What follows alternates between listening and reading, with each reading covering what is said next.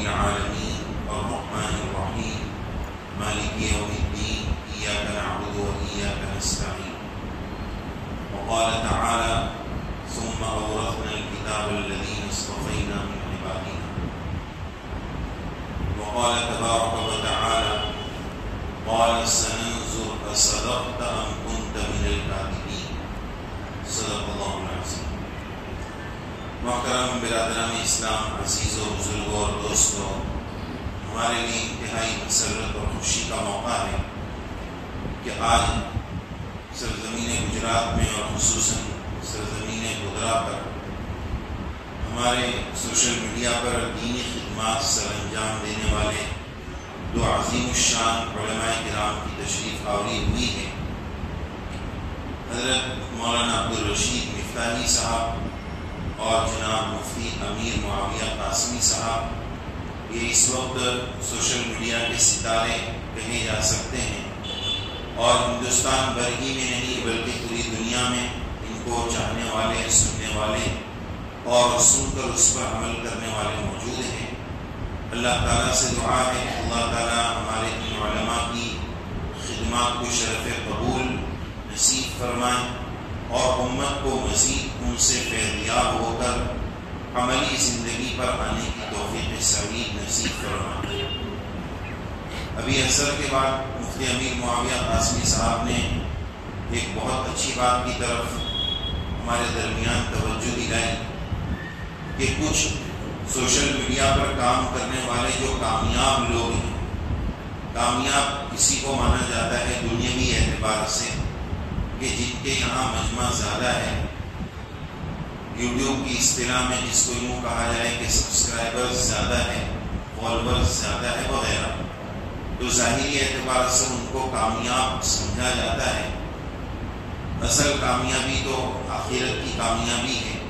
اللہ کے یہاں جس کے حق میں فیصلہ وہی کامیاب ہے، جیسے کہ قرآن مجید میں رب کریم نے ارشاد فرمایا کہ من زحزح عن النار وادخل الجنہ، جو جہنم سے دور کر دیا گیا، جنت میں داخل کر دیا گیا، فقد فاز، وہ کامیاب۔ یہ سب کامیابی وقتی ہے، عارضی ہے، دنیاوی۔ یہاں ہمیں یہ بھی سمجھنا چاہیے کہ کھیلوں کی دنیا میں ہم لوگ کبھی تو خود کھیل کر کھلاڑی بن کر وجیتا اور جیت کا جشن مناتے ہیں اور کبھی کسی ٹیم کے فالوور بن کر جشن مناتے ہیں۔ ٹھیک ہے، جشن منا لیا، لیکن جشن جو ہے وہ ایک لیمٹ میں ہونا چاہیے۔ آپے سے باہر ہو کر شریعت کی حدود پھلانگ کر شراب اور کباب کی مجلسیں جمع کر، بے حیائی کی مجلسیں جمع کر اس طرح کامیابی کا اظہار کرنا کہ گویا سب کچھ پا لیا ہے، اب اس کے بعد کسی کامیابی کی ضرورت نہیں ہے، یہ غلط بات ہے۔ اصل کامیابی کیا ہے وہ قرآن نے بتایا، من زحزح عن النار، جو جہنم سے دور کر کے جس کے حق میں جنت کے دخول کا فیصلہ ہو چکا، فقد فاز، وہ کامیاب۔ تو اللہ تبارک و تعالیٰ سے ہمیں اسی کامیابی کو مانگنا ہے، اور یہ کامیابی علم و عمل اور اخلاص کی راہ سے ملے گی۔ علم ہماری زندگی میں انتہائی ضروری، چاہے وہ ایجوکیشن عصری علم ہو یا دینی علم ہو، دونوں علم کی آج امت مسلمہ کو زیادہ ضرورت ہے، شدید ترین ضرورت ہے۔ علم دین کی ضرورت اور اہمیت اس لیے زیادہ ہے کہ علم دین خاص طور پر آخرت کے لیے، اور آخرت کی زندگی لامحدود ہے، جہاں جتنا رہنا ہے وہاں کا علم اتنا زیادہ ہونا چاہیے۔ علم دین کے اعتبار سے ماشاءاللہ گودرا کی سرزمین پر ہم نے سنا ہے کہ ہر گھر میں علماء اور حفاظ کی ایک کثیر تعداد موجود ہے۔ یہ ہمارے لیے بہت خوش آئند پہلو ہے، اور ہم یہ کہیں گے کہ اہل گودرا کو رب کریم کا اس پر خصوصی اور اسپیشلی شکر ادا کرنا چاہیے، اس لیے کہ لئن شکرتم لأزیدنکم۔ ایسا نہ ہو کہ فیوچر میں آنے والی نسلیں اللہ نہ کرے، اللہ نہ کرے، اللہ نہ کرے، مسجد میں بیٹھ کر ہم دعا کرتے ہیں، اللہ نہ کرے کہ آنے والی نسلیں کبھی ایسا بولنے لگ جائیں کہ کسی زمانے میں ایسا تھا کہ گودرا کے ہر گھر میں حافظ اور عالم تھا، کسی زمانے میں انشاءاللہ ہر زمانے میں تا قیامت سرزمین گودرا سے علماء اور حفاظ کی کھیپ اور جماعتیں نکلتی رہے گی. ایسے ہمارے عزائم، ارادے اور جذبات ہونا چاہیے. اللہ کے گھر میں بیٹھ کر ہم اس کے ارادے کریں، اس لیے کہ علم دین ہی پر دنیا اور آخرت کی کامیابی کا مدار ہے. علم دین حاصل کرنے کی دو شکلیں ہیں، سیکھنے کے درجے میں، مدارس کی اصطلاح کے درجے میں. دعوت و تبلیغ کی محنت بھی اپنی جگہ پر ہے، لیکن بچوں کو جو علم دین یا تو مکتب کے لائن سے دیا جا رہا ہے یا مدرسوں کے لائن سے دیا جا رہا ہے. آج ضرورت ہے اس بات کی کہ ہمارے مکتب کا نظام بہت زیادہ اسپیشلی مضبوط ہو جائے، اس کی تعلیم مضبوط ہو جائے، اور اس کے ساتھ ساتھ اس مکتب میں سب سے زیادہ عقیدے پر زور دینے کی ضرورت ہے. معذرت کے ساتھ کہ عقیدے اور ایمانیات پر مکتب میں بھی وہ توجہ نہیں دی جا رہی ہے جو دینی چاہیے، اور مدارس اسلامیہ جو دارالعلوم کے نام سے جانے جاتے ہیں وہاں پر بھی وہ پڑھائی عقائد کے نام پر نہیں ہو رہی ہے جو ہونی چاہیے. ہو رہی ہے، اس سے انکار نہیں. علماء جانتے ہیں، میں عرض کروں مثال کے طور پر عالمیت میں جہاں دارالعلوم چلتے ہیں وہاں 2 یا 1 کتاب عقیدے کی پڑھاتے ہیں. عقیدۃ الطحاویہ ہے یا شرح عقائد. بہت سارے مدارس میں عقیدۃ الطحاویہ بھی نہیں ہے، صرف شرح عقائد. اب اس میں کیا ہے؟ عقلی دلیل کہ ایسا عقیدہ کیوں ہے، ویسا، پورا زور عقل پر لگ جاتا ہے. اور یاد رکھیں ایک جملہ کہ عقیدہ صرف پڑھ لینے کی چیز نہیں ہے. عقیدہ صرف پڑھ لینے کی چیز نہیں ہے، عقیدہ پی جانے اور پلا دینے کی چیز کا نام. عقیدہ پلانے کا نام. میں اس کی ایک مثال عرض کروں کہ ایک بچہ ہے چھوٹا سا 3-4 سال کا، اس کو تربیت کے لیے سکھانے کے لیے روز بولتے ہیں کہ بیٹا اچھا بچہ کون ہوتا ہے؟ اس کو جواب بھی سکھاتے ہیں، بیٹا اچھا بچہ وہ ہوتا ہے جو ممی پاپا کا کہنا مانتا ہے. 50 بار ایک دن میں اس کو سوال کرتے ہیں، 50 بار اس کو جواب یاد کرا. یہ کیوں کر رہے ہیں؟ 2 سال سے ایسا کر رہے ہیں، روز 50 بار سوال، 50 بار جواب اس سے بلوا رہے. کیوں؟ کہ اس کو پلا رہے. پھر 3-4 سال کے بعد پھر سوال کریں گے، بیٹا اچھا بچہ کون ہو رہا ہے؟ پھر وہ وہی جواب دے رہا ہے. اب یہ جواب اس کے دل دماغ میں اتر گیا. کیوں اترا؟ اس لیے کہ اس کو یہ جواب پلا دیا گیا. تو ہم دعوت کی مبارک محنت میں جب جاتے تو وہاں یہ بولتے ہیں نا، کرنے دھرنے والی ذات اللہ کی ہے، اللہ سب سے بڑے ہیں، اللہ کی قدرت بہت زیادہ ہے. یہ سب عقیدے ہیں. ان عقیدوں کو مکتب میں ان بچوں کو پلا دینے کی ضرورت. اصلی تعلیم، ایجوکیشن، یہ بھی ہماری ضرورت. لیکن آج اس کے جو ذرائع ہیں وہاں سے ایسی چیزیں آ رہی ہیں جو ہمارے ایمان کو ختم کرنے اور جراثیم کا اس پر جو ہے وہ کام کر رہی ہے. اس کا اینٹی بائیوٹک چاہیے. وہ اینٹی بائیوٹک ان جرمز کو، ان جراثیم کو مارنے والی جو طاقت ہے وہ مکتب کی تعلیم. اس مکتب کی تعلیم کے ذریعے ہمیں اپنے بچوں کو ایمان کا تحفظ اور عقیدوں کا تحفظ سکھانے کی ضرورت ہے. مثال ایک بات عرض کرو، ہمارا بچہ اسکول میں جا رہا ہے، وہاں اگر اس کو کسی نے یہ سکھا دیا بچہ تو کوئی سگریٹ ہے، وہاں اگر اس کا ایمان چھین لیا گیا اور یہ اس کی ذہنی تھیوری بنائی گئی کہ علم دینے والی دیوی کا نام سرسوتی، اس کو روز اگر صبح کے سیشن میں یہ دیتے گئے تو یہ چیز اس کے اندر گھر کر جائے گی اور ماں باپ کو پتہ ہی نہیں کہ اسکول میں کیا ہوگا. جبکہ اسلامی تعلیم اور اسلامی ہدایات یہ کہہ رہی ہے کہ الرحمن علم القرآن، معلم اللہ کی ذات ہے. علم بھی اللہ دیتے ہیں، مال بھی اللہ دیتے ہیں، سب خزانے اللہ کے پاس ہیں. ان لوگوں کی طرح نہیں کہ علم کوئی اور دے رہا ہے، روٹی کوئی اور دے رہا ہے، چاول کوئی اور دے رہا ہے، سالن کوئی اور دے رہا ہے. ہم تو یہ کہہ رہے ہیں کہ جو کچھ مل رہا ہے وہ سب کچھ اللہ ہی دے رہے ہیں، اور علم دینے والی ذات بھی اللہ ہی کی. یہ عقیدہ کون پلائے گا؟ کہاں پلایا جائے گا؟ وہاں سے جو جرمز اور جراثیم آ رہے ہیں کہ علم وہ دیوی دے رہی ہے، یہاں سے اس کا اینٹی بائیوٹک دینا ہے کہ نہیں، علم دینے والی ذات اللہ کی. اسی وجہ سے ہمارے علماء نے لکھا ہے کہ دارالعلوم میں پڑھانا فرض کفایہ ہے. سب کو کوئی گزرا کو عالم بننا اور حافظ بن جانا ضروری نہیں کہ اللہ اس پر پکڑ کریں گے کہ بھائی تو کیوں حافظ نہیں بنا، تیرا بھائی حافظ تھا، اس پر پکڑ نہیں ہوگی. تو دارالعلوم میں سب کا پڑھنا یہ فرض عین نہیں، یہ فرض کفایہ ہے. بستی میں چند مولانا اور مفتی صاحب ہے تو کام ہو جائے گا، لیکن مکتب میں جو پڑھایا جا رہا ہے بیسک دین، یہ ہر مسلمان کو پڑھنا ضروری ہے، یہ ہر مسلمان کی ضرورت ہے. اس نے اپنی بستی کے مکتب کا نظام جس بستی میں جتنا مضبوط ہوگا، مسجد میں بیٹھ کر یہ کہا جا سکتا ہے اس بستی کی نسلوں کی ایمان کی حفاظت اتنے دیر زمانے تک چلتی رہے. اس پر بہت زیادہ توجہ کی ضرورت ہے. اگر اس وقت یہاں پر مکاتب میں پڑھانے والے اساتذہ کرام موجود ہیں تو یہ عاجز ان کی خدمت میں بھی ادب کے ساتھ عرض کرے گا کہ بہت زیادہ اپنے بچوں کو ایمان پلانے کی محنت کرو.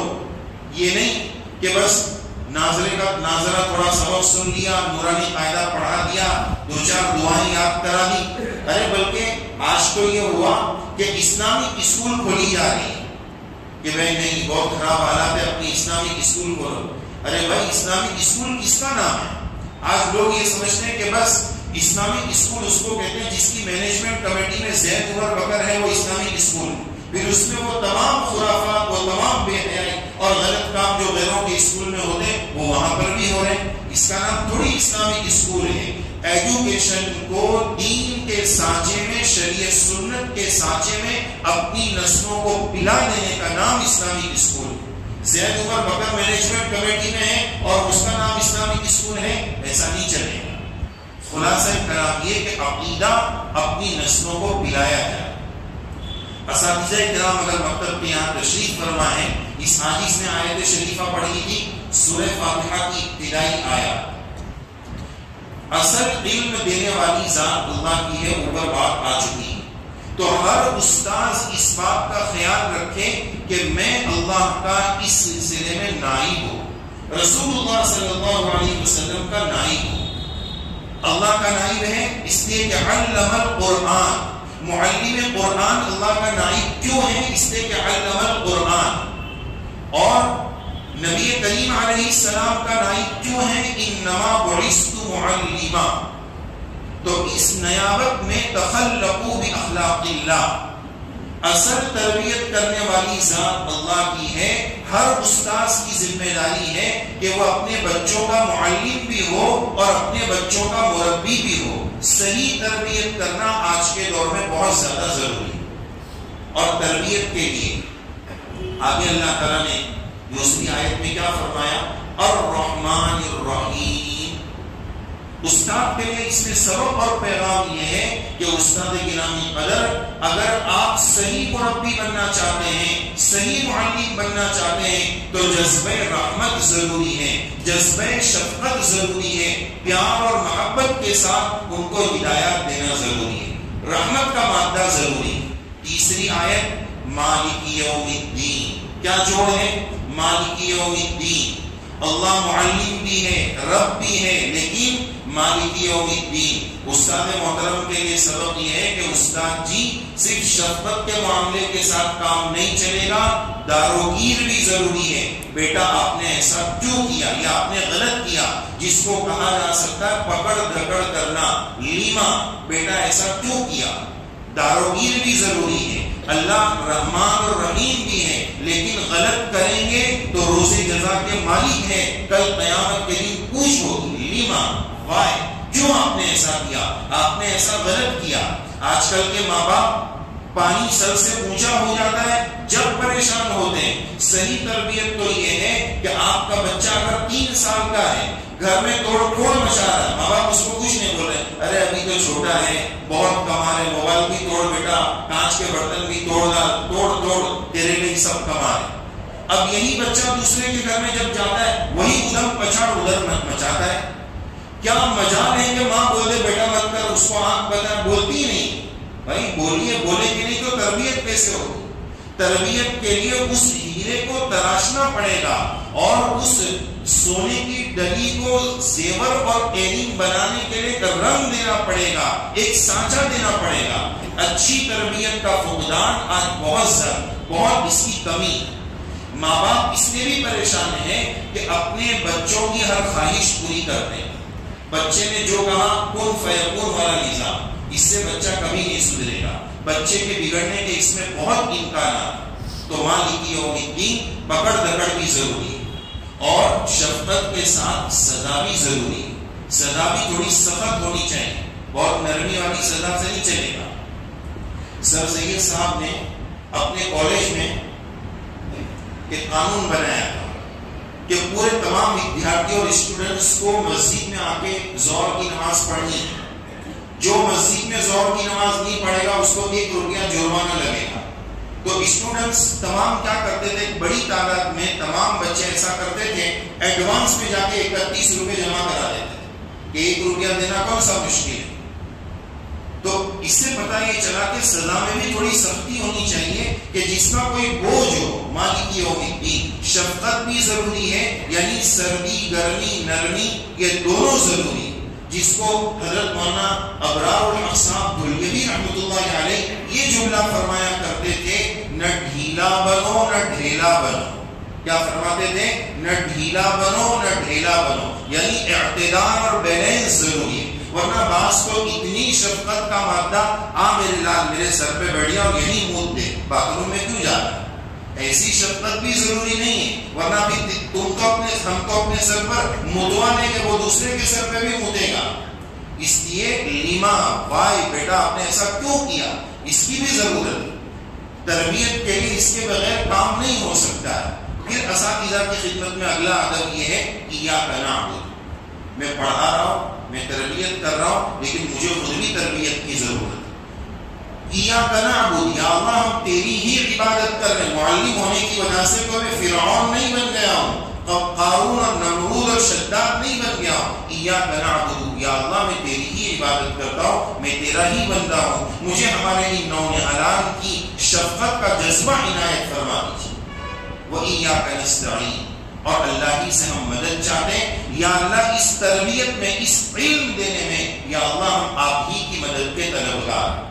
تو آج کے اس دور میں خلاصہ کرام یہ کہ ایمان لوٹنے کی محنت چل رہی ہے. اساتذہ کرام اس کا خاص خیال رکھیں کہ اپنی اولادوں کو، اپنے بچوں کو، اپنے مکتب میں آنے والے ہر بچے اور بچی کو اب عقیدہ صرف پڑھانا نہیں ہے، عقیدہ پلا کر بھیجنا ہے تاکہ ان کا ایمان نسلوں تک محفوظ رہ سکے، باقی رہ سکے. اس کے ساتھ ساتھ یہ بات بھی عرض کرنی ہے، اس مضمون کی بھی طرف توجہ دلانی ہے کہ مدرسے کے نظام میں ماں باپ کی طرف سے کوئی تعاون نہیں ہوتا، بہت کمزوری رہتی ہے. ہمارے یہاں اردو میں وہ بولتے ہیں نزلہ کمزور پر گرتا ہے. ایک بات تو یہ ہوتی ہے، ماشاءاللہ گودرا میں ایسا ہے نہیں، ہمارے علم میں بہت ساری چیزیں یہاں کی تو ایسی ہے کہ ہم دوسری جگہ بطور مثال کے بیان کرتے ہیں. وہ مثال بھی میں ابھی انشاءاللہ آپ کو بعد میں بتاؤں گا. کہ میں مثال عرض کر دوں کہ ابھی چونکہ شادیوں کا سیزن تھا تو تقریباً ایک لمبی مدت تک ہم نے اسی پر حکومت کی طرف یہ پیغام دیا کہ شادیوں میں امت کس طرح فضول خرچیاں کر رہی، اپنے مال کو کیسے ضائع اور برباد کر رہی. امت اپنا جان، اپنی مال، اپنی صلاحیت اور اپنے وقت کو جب تک صحیح جگہ نہیں لگائے گی یا حالات درست نہیں ہو. ہمارا مال غلط جگہ لگ رہا ہے، شادیوں میں لگ رہا ہے، فضول خرچیوں میں لگ رہا ہے. کسی نے یہ سوچا کہ اگر میں اتنی دھوم دھام سے شادی کروں تو ہمارے پڑوس میں غریب بچی بھی رہتی ہے، اگر اس کی شادی کی عمر ہو گئی، اس کا باپ شادی نہیں کر پا رہا ہے، معاشرے کے اعتبار سے اتنا اس کے پاس پیسہ نہیں ہے، اس بچی نے ہماری شادی کو دیکھ کر چادر پہ منہ ڈال کر 2 آنسو رو لیے نا، تو اس گھر کی بربادی کے لیے یہ 2 آنسو کافی ہو جائیں. ہمارے ایک بہت بڑے اللہ والے بزرگ ہیں، انہوں نے ایک بچی کا خط سنا، عجیب و غریب خط تھا شادی کے تعلق سے. اس نے مولانا کو خط لکھا، چچا جان کر کے لکھا ہے کہ چچا جان میں آپ سے یہ کہنا چاہتی ہوں کہ کیا اس وقت میری جو کنڈیشن ہے، میری جو صورت ہے، میری جو حالت ہے، اس حال میں اسلام مجھے سوسائڈ کی اجازت دیتا ہے یا نہیں دیتا ہے. میری حالت یہ ہے کہ چچا جان مولانا جی ہم 3 بہنیں اور تینوں کی شادی کی عمر ہو گئی، ہمارے ابا اتنے کیپیبل نہیں ہے کہ ہماری شادی کر سکے. چچا جان ابا کے پاس اتنا پیسہ نہیں، اور ایک اس نے دکھ بھری بات یہ کہی کہ مولانا جی ہم نے ہمارے ماں باپ کو پچھلے 8 مہینے سے مسکراتے ہوئے نہیں دیکھا، 8 مہینے سے ہم نے اپنے ابا امی کو کبھی مسکراتے ہوئے نہیں دیکھا۔ مولانا جی اور آگے سنیے، ہمارے ابا روزانہ تہجد میں اٹھتے ہیں اور اٹھ کر ایک دعا روز مانگتے ہیں، جب ہم 3 بہنیں تہجد میں ابا کی وہ دعا سنتی ہیں نا تو مولانا جی ایسا ہوتا ہے کہ زمین پھٹ جائے اور ہم تینوں بہنیں اس کے اندر دفن ہو جائیں۔ ہمارے ابا روزانہ تہجد کی دعا میں یہ بولتے ہیں، یا اللہ یہ میری پھول سی 3 بچیاں ہیں، یہ مجھ پر عذاب بن چکی ہے، اس عذاب سے مجھے کب نجات ملے۔ ابا کا یہ جملہ ہمارے وجود کو ہلا دیتا ہے اور ہم چاہتے ہیں کہ زمین میں دفن ہو جائے۔ مولانا جی اب بس ہو گیا، اجازت دے دیجئے کہ ہم تینوں بہنیں خودکشی کر لیں، سوسائڈ کر لیں۔ اس کا ذمہ دار کون ہے؟ اس کے ذمہ دار وہ لوگ ہیں جو شادیوں میں فضول خرچیاں کرتے ہیں۔ ہم نے اس موقع پر اپنی بستی میں صورت کے کئی مسجدوں میں یہ بات عرض کہ اب شادی کی فضول خرچیاں روکنے کے لیے مولانا کا جمعہ کے بیان میں منبر و محراب سے بیان کر دینا کافی نہیں ہوگا، اس کے لیے میدان میں اترنا پڑے گا، زمینی سطح پر آنا پڑے گا۔ اور اس کی کیا شکل ہو سکتی ہے؟ اس کی ہم نے ایک شکل گودرا کی ایک مثال بتائی کہ ہمارے سامنے یہ کارگزاری آئی تھی کہ گودرا میں جس گھر میں شادی ہوتی ہے علماء کی جماعت اور ایک ترتیب دی ہوئی جماعت اس گھر میں جاتی ہے، شادی کا پورا سروے کرتی ہے، شادی میں کیا کیا ہونے والا ہے، جتنی فضولیات ہیں تشکیل کر کے ان کو مٹا دیا جاتا ہے، ختم کر دیا جاتا ہے۔ ہمارے یہاں عموماً کیا ہوتا ہے، یہ شادی والا بیان نکاح کے دن کرتے ہیں، نکاح کی مجلس میں کرتے ہیں۔ اس کے 2 نقصان، کتنے نقصان ہیں؟ 2 نقصان۔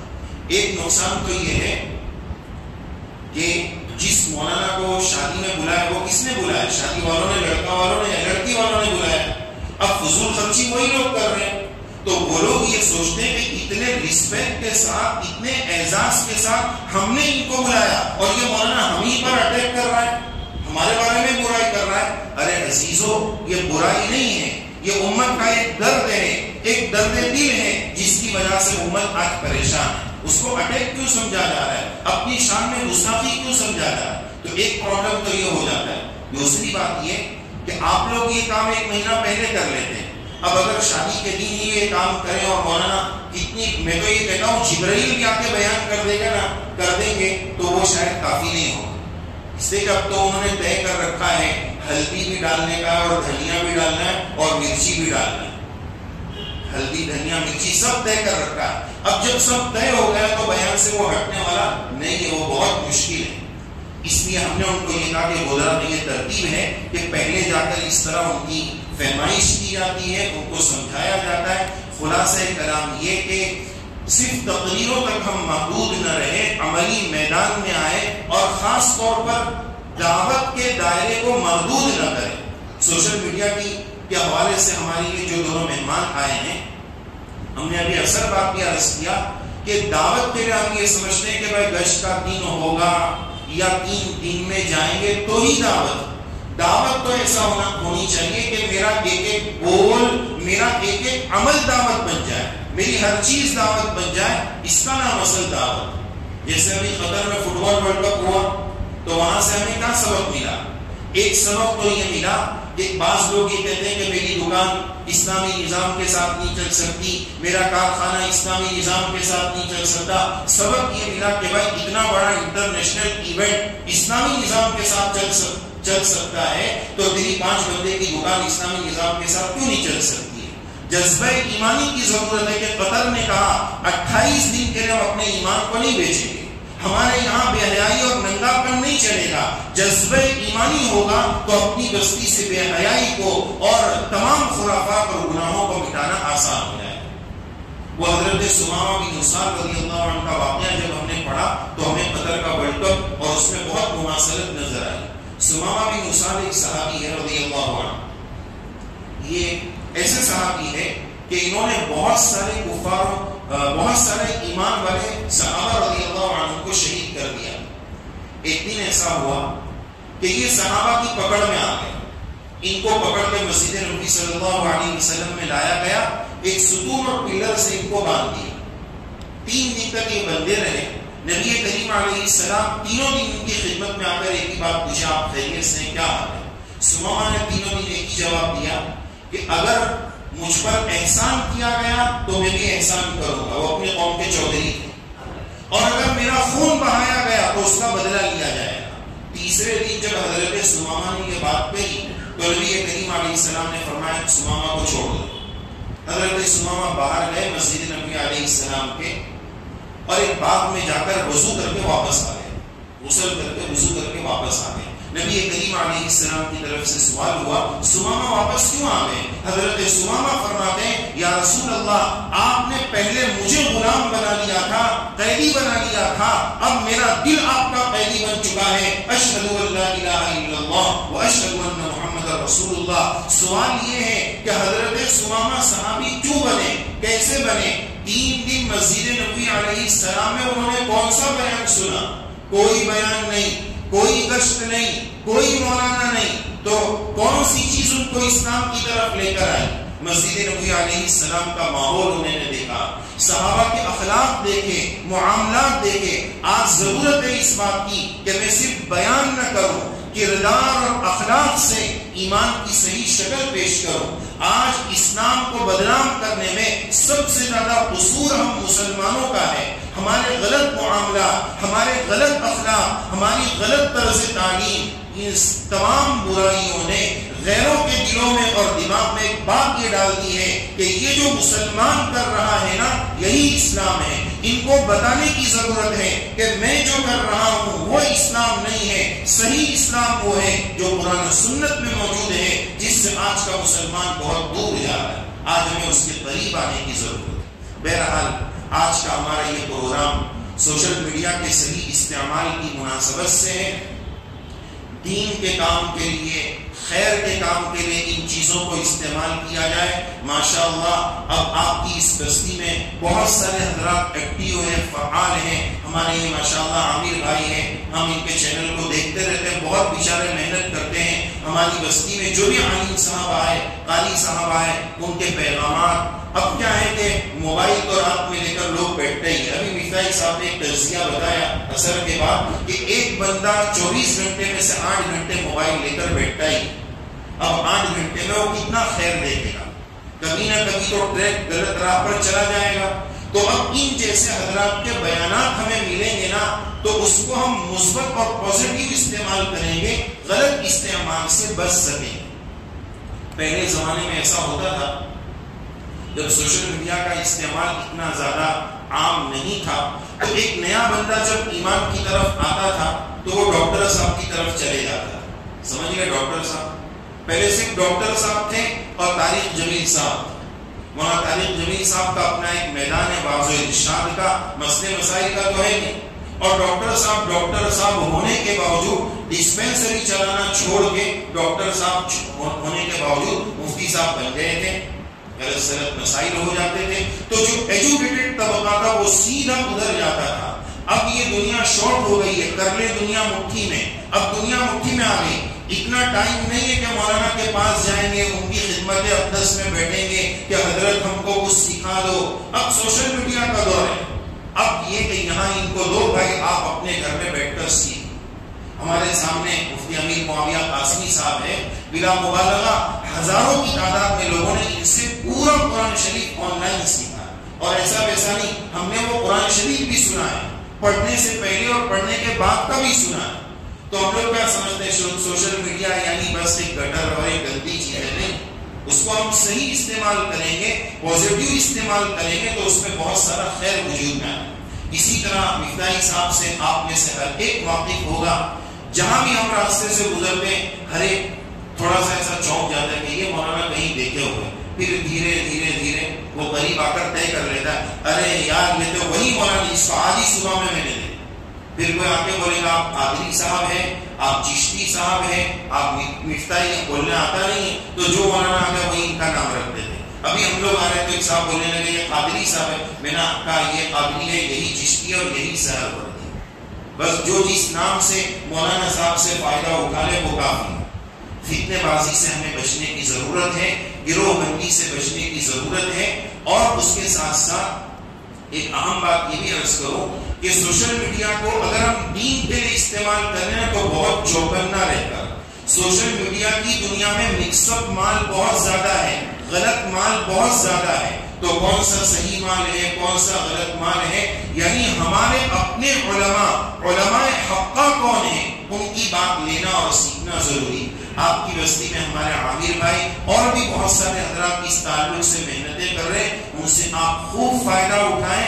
اور کوئی بھی سوشل میڈیا کی بات آپ پر واٹس ایپ تک یا کوئی بھی مادھیم تک پہنچے، بلا تحقیق کے اس کو آگے نہ پہنچائیں.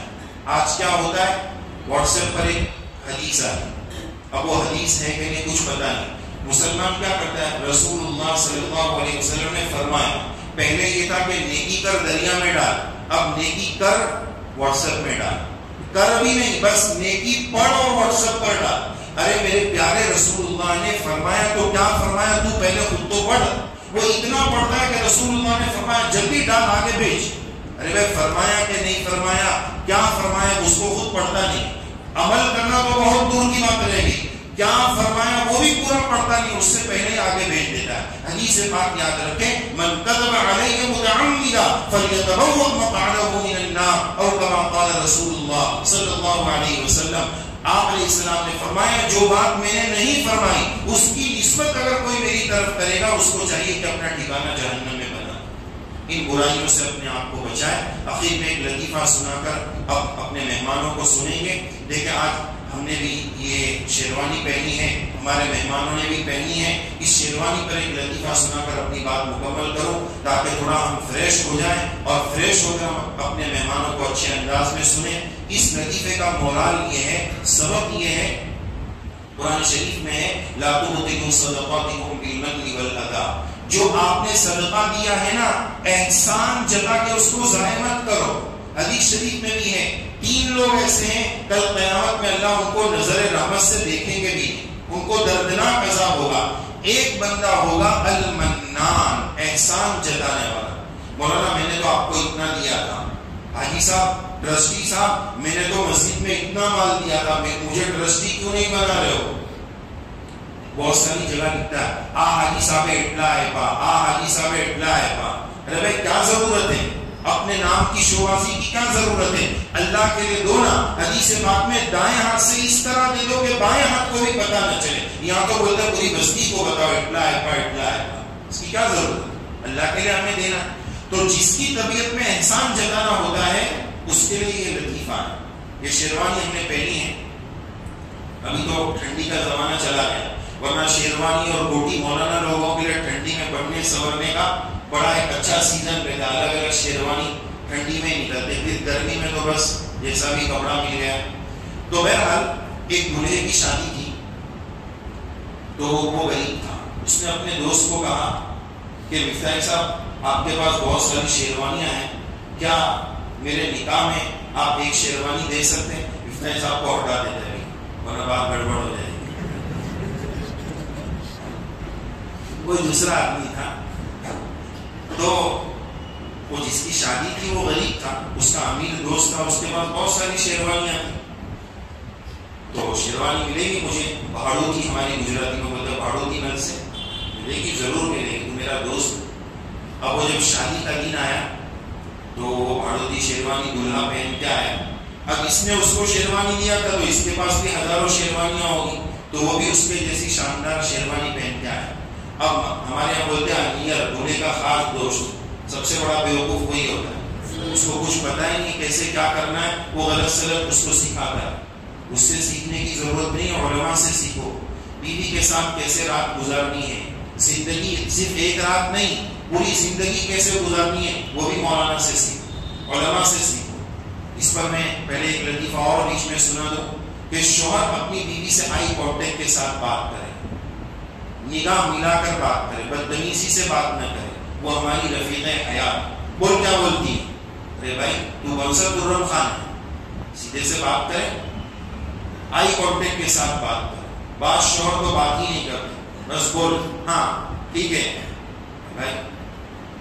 اس پر ایک لطیفہ مختصراً سنا دوں. ایک بیوی پریشان ہو گئی کہ میرا شوہر تو بات ہی نہیں کرتا ہے. تو اس نے کہا آپ کو پتا ہے یوسف علیہ السلام کا قصہ کیا ہے؟ اس نے سوچا کہ یوسف علیہ السلام کا قصہ تو قرآن میں پونے پارے میں ہے، تو 15-20 منٹ واقعہ سنائیں گے. تو شوہر نے کہا ہاں پتا ہے. تو کہا سناؤ.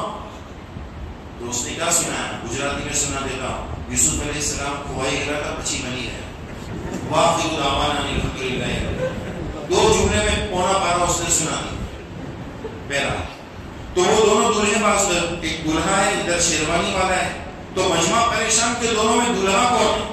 تو ایک ایک کر کے پوچھنا ہے. پہلا آیا کہ بھائی تم دونوں میں دلہا کون ہے؟ تو شیروانی والا بولا دلہا تو یہ ہے لیکن شیروانی میری. تو وہ غصے ہو گیا کہ بھائی تیرے سے شیروانی کا تو پوچھا نہیں ہے، تو میری انسلٹ کیوں کر رہا ہے کہ میں غریب ہوں اور بھاڑوتی شیروانی، تیرے سے شیروانی کا پوچھا ہے کیا؟ تو کیا بولا؟ شیروانی تو اس کی ہے، میری ہے لیکن دلہا ہی ہے. دوسرا بندہ ہے تم دونوں میں دلہا کون؟ تو وہ پھر امیر بولا کہ دلہا تو یہ ہے لیکن شیروانی میری نہیں ہے. پھر شیروانی بولا بھائی احسان کیوں جتا رہے ہیں؟ طبیعت میں احسان جتانا ہے تو شیروانی گھوم گھوم کے آ رہی ہے. تیسرا بندہ آیا تم دونوں میں دلہا کون؟ کہا دلہا تو یہ ہے، شیروانی نہ میری ہے نہ اس کی ہے. پھر شیروانی بولا. پھر چوتھا ہے بھائی دلہا کون؟ کہا دلہا تو یہ ہے لیکن اب شیروانی کے بارے میں کچھ نہیں بول سکتا. یعنی شیروانی بول دیا اس نے. خلاصہ ہے کہ طبیعت میں احسان جتانا ہوتا ہے تو کہیں نہ کہیں بندہ اپنا نام لگا کے لکھ دیتا ہے. اللہ تعالیٰ ریاکاری سے ہماری حفاظت فرمائے، اخلاص نصیب فرمائے. اب ہم بڑے ادب اور احترام کے ساتھ ہمارے آج کے پہلے مہمان خصوصی حضرت مفتی امیر معاویہ قاسمی صاحب سے درخواست کریں گے تشریف لائے اور اپنے وسیع تجربات سے اور علم کی روشنی میں سوشل میڈیا میں آپ کے جو اپنے تجربات ہیں وہ ہمارے ناظرین کو پیش فرمائیں. جزاک